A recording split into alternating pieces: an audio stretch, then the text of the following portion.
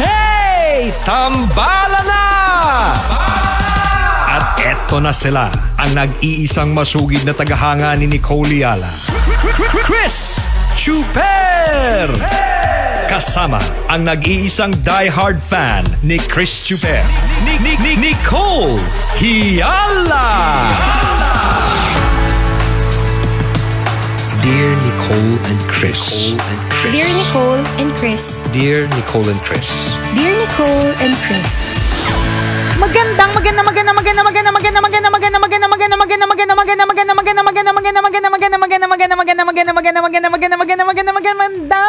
tanghali mga tambalanista, mga kabisya, mga kabasic.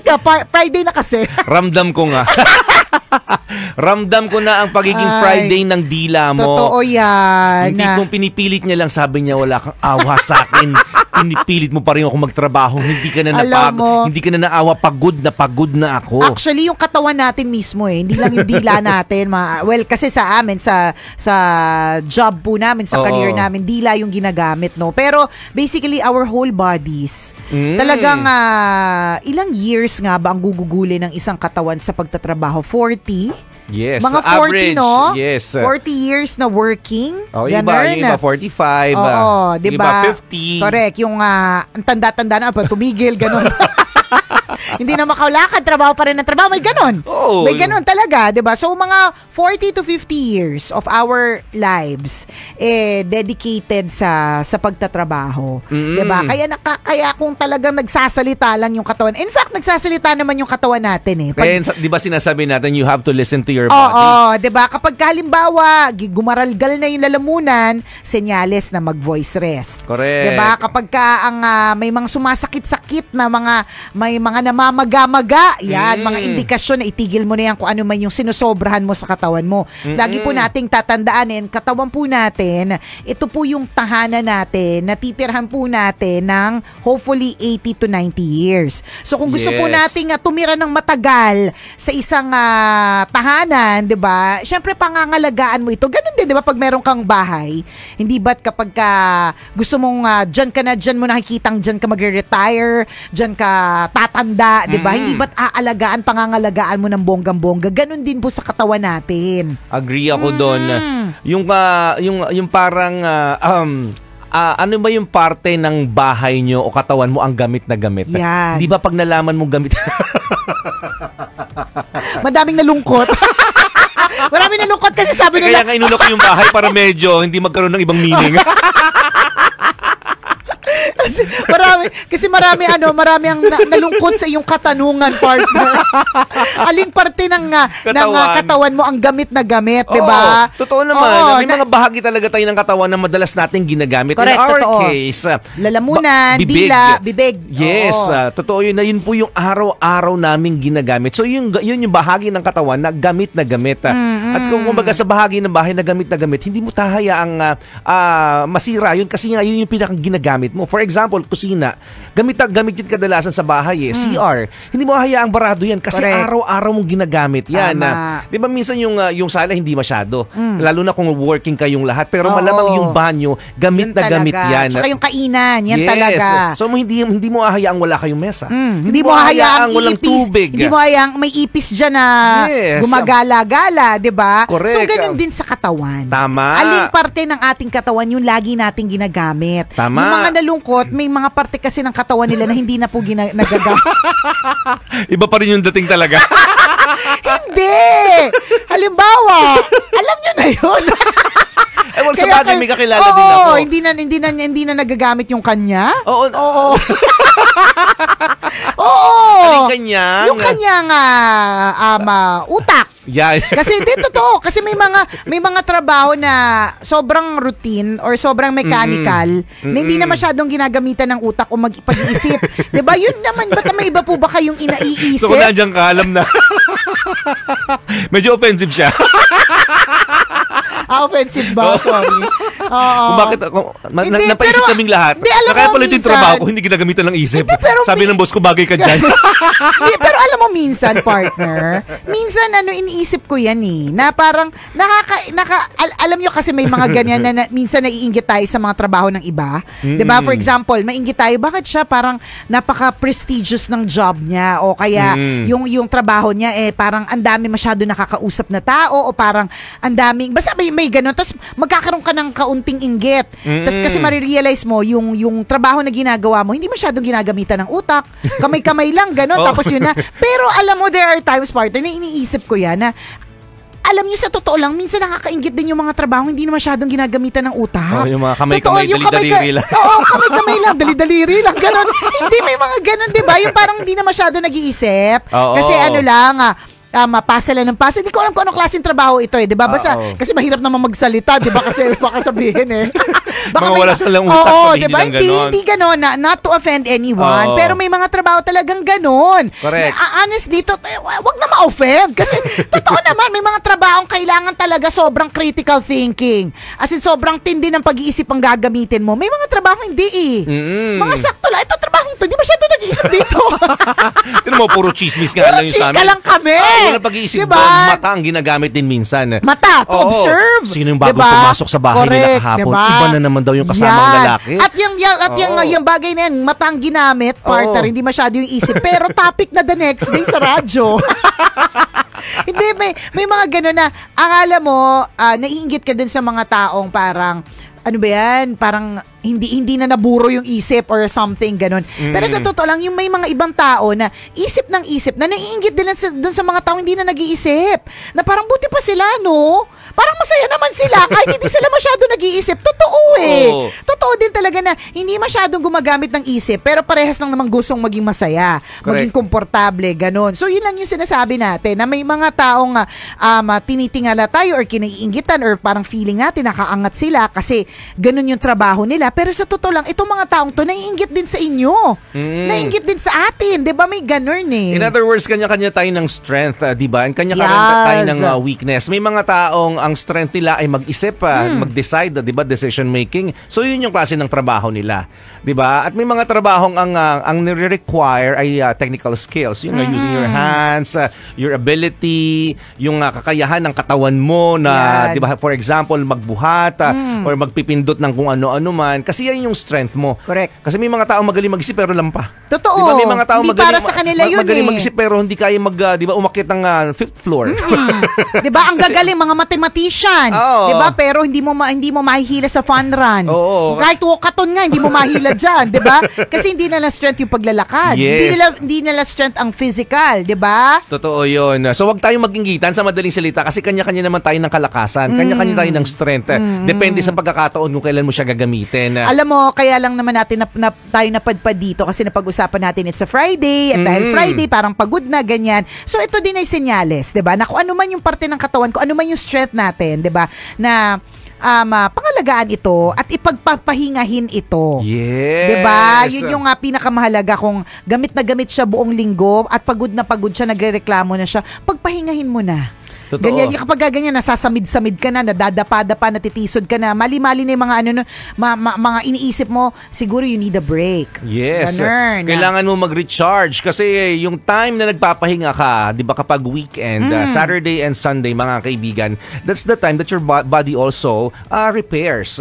Correct. Diba na parang hinahanap niya yung tamang nutrisyon na kailangan niya, yung tamang pahinga na kailangan niya. Correct. So ibigay natin sa katawan natin 'yon. Kung hinahanap ng mata mo na pumikit siya, ipikit mo muna. Magpahinga ka. Bago ka pumikit ng tuluyan, 'di ba? Bago yung Mag-practice ka na. correct. Hindi bago yung sick leave mo maging eternal okay. leave, 'di ba? Kasi nga nahimlay ka na, 'di ba? So wag tayo aabot dun sa Yes, himlay. Wag tayong aabot doon. So kung kinakailangan ipahinga, Totoo. itulog, 'di ba? Ikain, 'di ba? Gawin po natin lahat ng mga 'yan kasi yan yung mga magpapalakas ulit sa atin. Kung ano man yung ginagawa natin sa mga bagay, yun din yung gawin natin sa katawan. Kanina sinabi natin yung bahay, 'di ba? Oo. Favorite part mo diyan kusina kasi lagi kayong kumakain. Paboritong parte ninyo laging ginagamit banyo, 'di ba? So pangangalagaan. So ganun din, hindi ba't kapag tayo ay gumagamit ng cellphone tapos yung mga apps, parang lahat sila nagka-crash. Anong unang sinasabi maski ng mga expert? Trinay nyo na po bang i-reset? Yes, mag-reboot. Diba? Trinay nyo na po bang mag-reboot, restart, o kaya yung app na nagka-crash, trinay mo na ba munang i-uninstall at i-install ulit? Ganon. So, ganon din sa mga katawan natin. Kailangan ng reboot, kailangan ng reset, kailangan mag-uninstall. Totoo Diba? yun. And dahil papalapit na po at next week na po ang Holy Week. In fact, start na talaga sa Sunday, 'di ba? Sa ating Palm Sunday.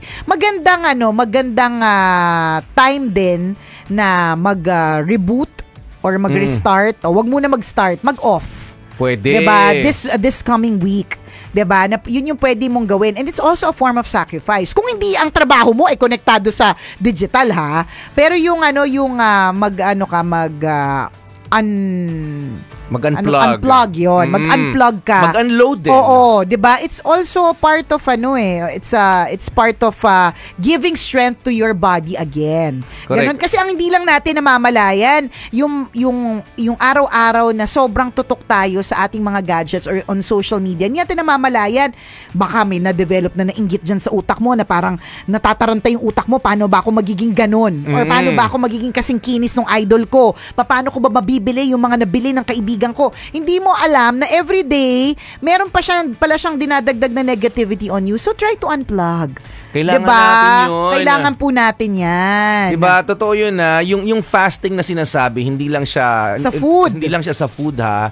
Pwede natin gawin itong sa mga susunod na araw since Holy Week, mga kabisyo. Diba? Try to abstain from diba, using so much cellphone. Diba? Minsan ang ingay-ingay kasi ng cellphone natin, hindi natin napapansin. So much noise. Diba, bawat message sa atin nakakataranta minsan yung laman niyan.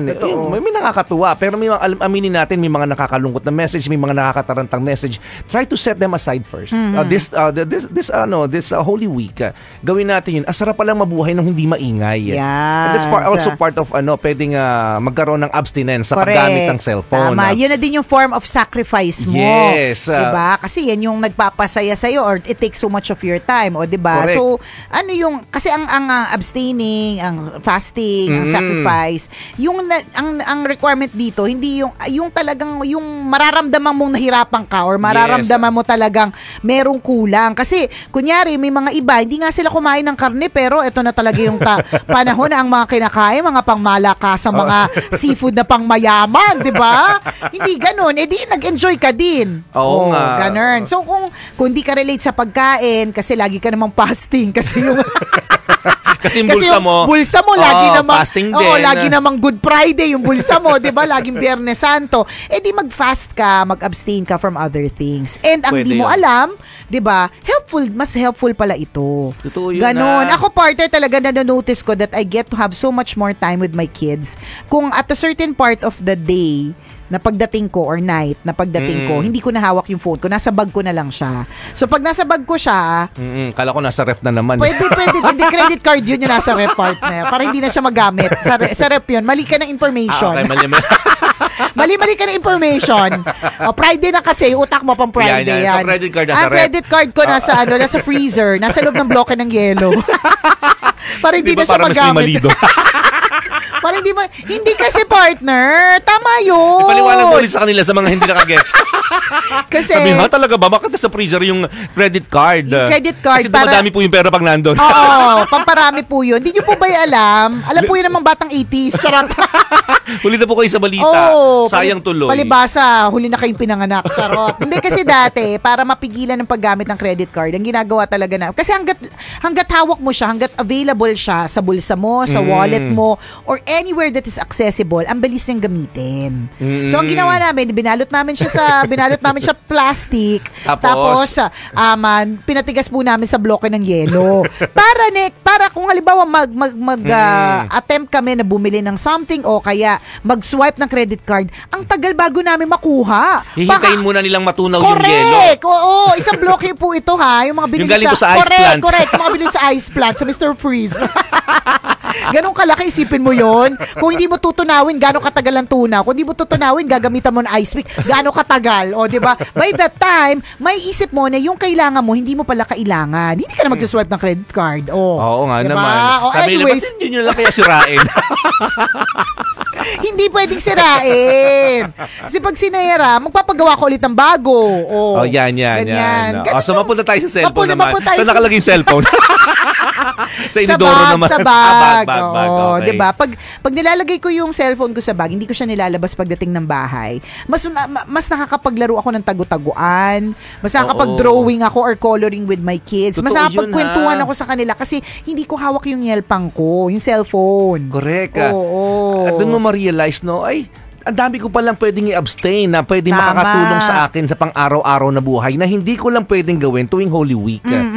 Diba? So, magandang gawin yun mga kaibigan. Itong darating na mga susunod pong araw, ngayong Holy Week, try po natin mag-contemplate. At Yes. simulan natin sa ating sarili. Correct. Diba? Ano ba yung mga dapat kong tanggalin? Ano yung mga dapat kong i-repair? Ano yung mga dapat kong ayusin para sa mga susunod na araw? Diba? Mas nababawasan yung load na nararamdaman natin. Tama. Diba? Burden, isipin, overthinking, Correct. diba? Negative emotions, time to recharge, time to meditate and contemplate. Tama. Lalong-lalo na kung halimbawa wala namang pang-outing. Madami din kasi mag-outing eh. Oo. Noise din yan, ingay din yan. Yes, nakaka-relax, Refresh. nakaka-refresh, diba? Pero nakakapagod din. So, perfect na din na time na lahat ng tao ay nasa kanya-kanyang mga lungga or kung saan lugar, ikaw magtulog ka. Pwede. Diba? Magtulog ka, yun na lang. Oo. Hindi naman kailangang makakita ng nature para ma-refresh. Minsan kailangan mo lang itulog eh. Yung wala ka lang iisipin. Hindi mo lang isipin na magtatrabaho ko.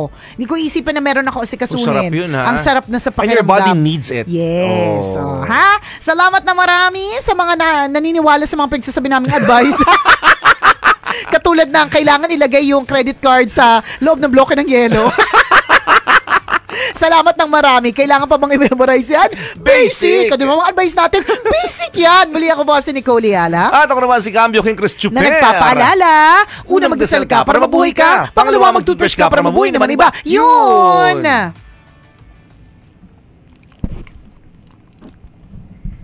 Ayan. So, refresh, reboot, reset, Recharge. reduce, reuse, recycle. Yan, Ganon. lahat ng re. Lahat ng re. Gawin po natin sa darating na na Holy Week. Yan. Totoo yun. At syempre, ang recharging din, kasama po dyan yung recharging of spirituality. Yan. Uy, tama yun, ha? Of our faith. Renewing. Ganon. Correct. Okay, Docs. Salamat na marami sa pagtutok ngayong Feel Good Friday. See you later. Kwento ng Burnay. Bye-bye. Kailangan pa bang i-memorize yan? Love Radio. Basic!